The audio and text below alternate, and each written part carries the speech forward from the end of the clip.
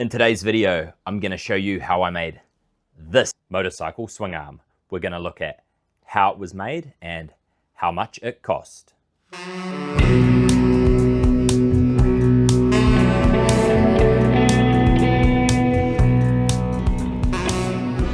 As you can see, there's a whole lot of admin that went into this, and if I cook this job and make a mistake welding this, I'll be pretty upset.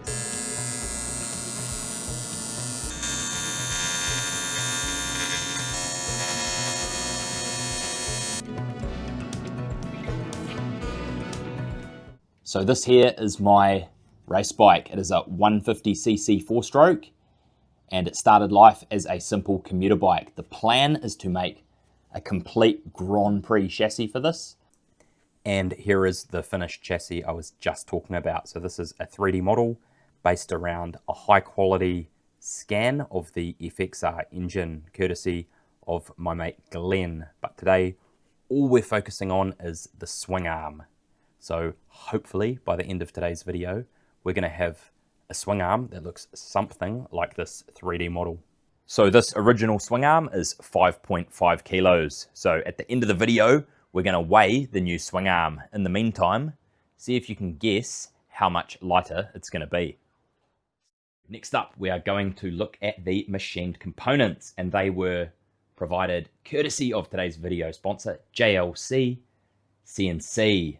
So it was as simple as me exporting my solid models from the CAD design to their website in a supported format, selecting all of my tolerances, surface finishes, and the like, and then selecting shipping and waiting for them to show up shortly after.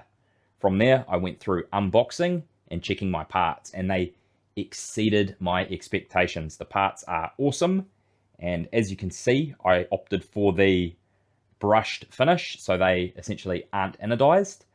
The reason being is when welding these parts, I would need to remove the anodizing anyway. So these are going to look absolutely awesome, all polished up once the welding is completed. So a massive thanks to today's video sponsor, JLC CNC.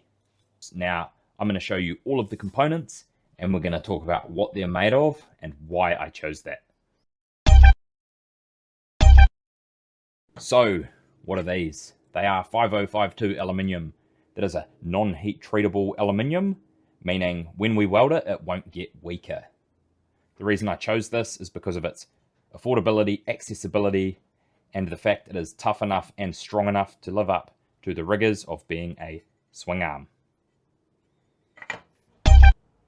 So this is the spindle for the swing arm, the pivot point, and this is 6061T6. So this is heat treatable, and it will lose strength when welded, but it will not be any weaker than the sheet metal component. This here is the mount for the suspension linkage, also 6061T6.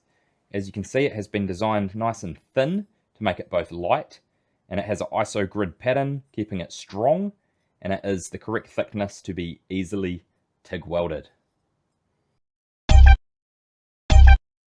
So the final piece to the puzzle, the axle adjuster block. So these two are a mirror of each other and mount the rear wheel. Now they are the same material as the other machine components due to how well it machines and how well it welds. So they have this small protrusion that slots into the sheet metal and makes it A, easy to weld, and B, much stronger. Filler wire.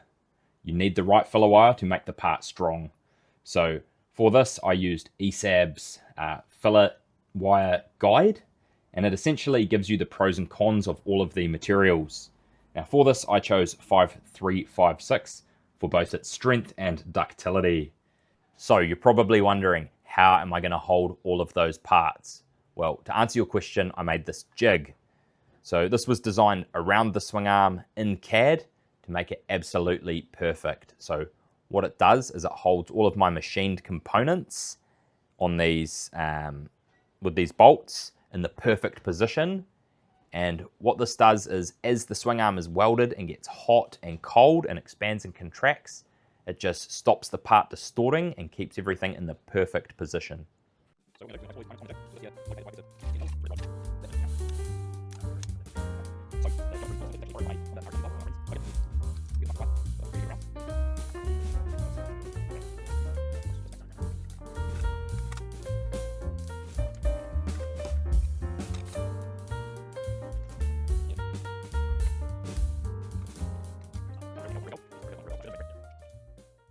As you can see, the jig works absolutely flawlessly, holding everything in the perfect location. So I'd be really sad if I cocked this up. So what we're going to do is we're going to do a practice weld on some similar material. Cool, so before we crack into the welding for real, I've got this test piece. Now, the reason I'm doing this test piece is because I've only got one shot at the actual material because it's all been folded and laser cut. And if I make a mistake there, I don't want to be adjusting the welder halfway through. So we're just going to quickly confirm the settings and then get into it. So we've just done that test weld and I am happy with the settings. So let's take a quick look and then crack on to the actual parts. So as you can see, this is where I started, a little bit dirty just due to average prep being the test piece. I should have waited a bit longer before dipping. It's a little bit cold here, and then here it's perfect. Good ripple, perfect profile. I did a stop start, carried on, looks good. And then here at the end, I should have filled this crater, but otherwise I'm fairly happy with that. And you can see on the inside, the profile on the back edge, there's full pen, and that is going to be awesome for the swing arm. Before we weld this all together in the jig, the first thing we have to do is assemble or weld together these fabricated rectangular hollow sections. Now, the reason I decided to fabricate these out of two parts instead of buying a piece of RHS is because there was nothing available even close to this size and thickness. So the best option was to get these folded out of two pieces of sheet metal, and now we're going to weld them together before placing them into the jig.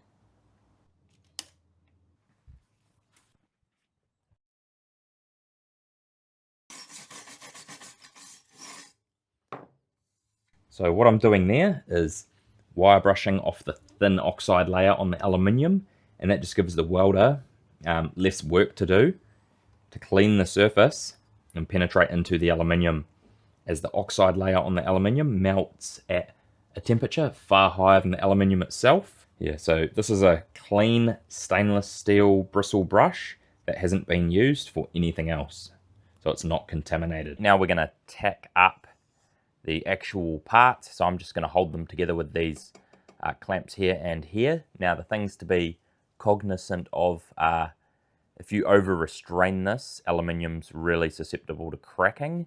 So you don't want these to be too tight and you don't want to be contorting it too much. So yeah, these clamp together nice and light. Otherwise we'll get cracks at the starts and ends.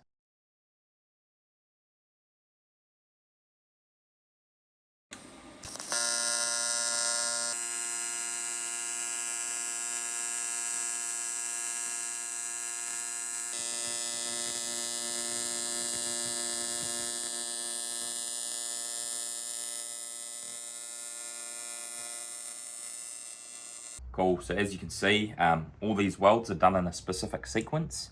So my thinking is the last weld will be from here to here, finishing up with the hottest part to join these two welds together.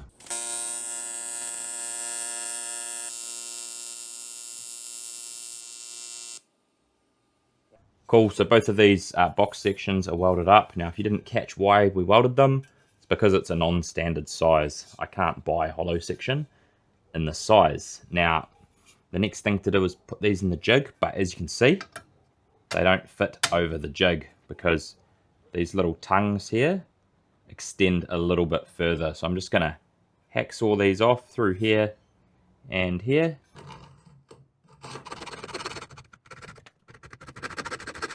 And then it will fit up nicely and we can weld the rest of this in the jig. Oh, she's a bit aggressive, eh?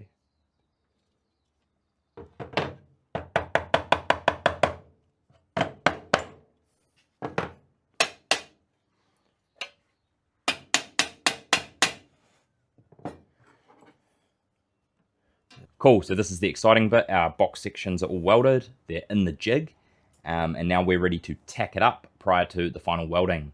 So a couple things I see here, some challenges. We'll probably be welding this thick section to this thin section, but we'll look at the settings when we get there. And this middle piece should be fairly easy due to the thickness very similar to our box section. So let's get into it.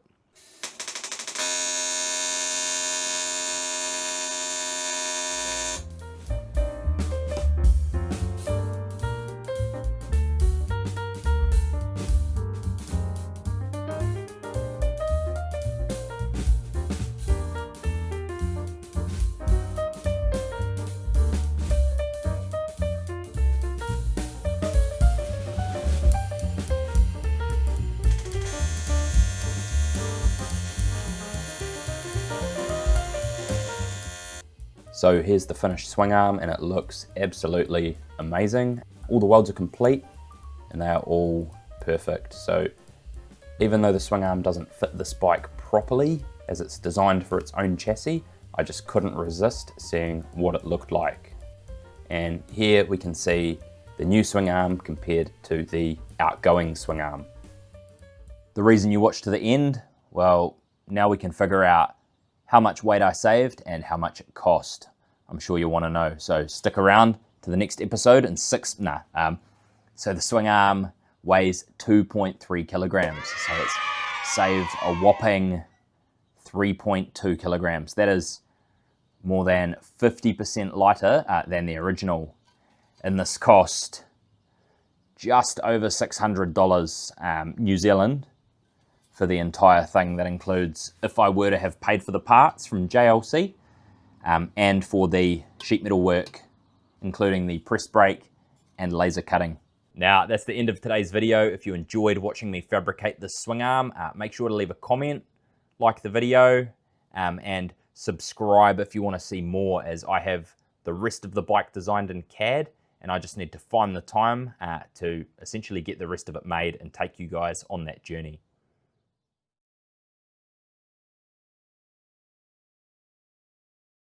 Now, that's the end of...